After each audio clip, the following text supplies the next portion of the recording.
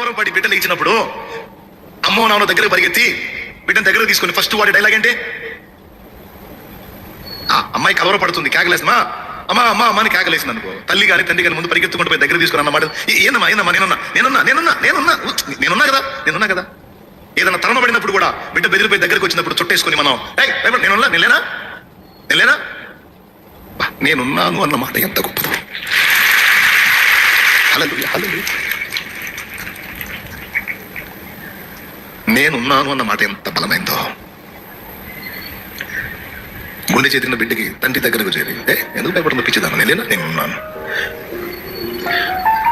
తల్లిదండ్రులు విడిచిన గాని తాను విడువడెప్పుడు మమ్ము, తల్లిదండ్రులు మరచిన గాని తాను మరువడెప్పుడు మమ్ము, ఉల్లమునెత్తి పిలిచిన వేళ ఓహోయను చూతరికి వచ్చు, ఉల్లమునెత్తి పిలిచిన వేళ ఓహోయను చూతరికి వచ్చు, ఎసువంటి ప్రియ బంధుడు నాకిక ఇహపరములలో లేడన్నా.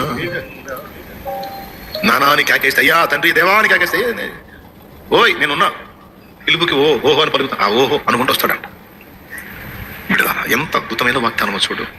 నేనున్నాను అనే మాట నీకు తెలియకుందేమో, నాకు గొప్ప ధైర్యాన్ని ఇచ్చిన మాట. అదే కదా కావాల్సింది. నేనున్నా నీకేమైంది. నా దగ్గర కూడా గుండె చేతులు వచ్చిన వాళ్ళకి అదే డైలాగ్ చెప్తాను నేను. ఏసై ఉన్నాడు, నేనున్నాను తల్లి, నువ్వు చావాల్సిన అవసరం ఏముందిరా, మందిరం ఊడ్చుకుంటానైనా బతకొచ్చమ్మా, ఎందుకురా ఆత్మహత్య, ఎందుకురా చావు, అందరూ వదిలేసిన సన్నిధిలో నువ్వు బతకొచ్చామని ముందు ధైర్యం ఇస్తా. యథార్థంగా నిజంగా బాధితులైతే చేర్చుకుని ఆదరించిన అనుభవాలు ఉన్నాయి. కొంతమంది ఆవేశంతో వస్తారు, అలాంటి వాళ్ళకి ముందు ధైర్యం చెప్పే మాట చెప్పినప్పుడు మనసు శాంతించినప్పుడు మళ్ళీ వెళ్ళిపోతారు. నిజంగా ఏ ఆదరణ లేని వాళ్ళని చేర్చుకుని ఆదరించిన అనుభవాలు ఉన్నాయి. సన్నిధిలో అలాగూ అనేక మంది బతుకుతున్నారు, ఇంకా బతికిస్తాడు నా దేవుడు. హల్లెలూయా.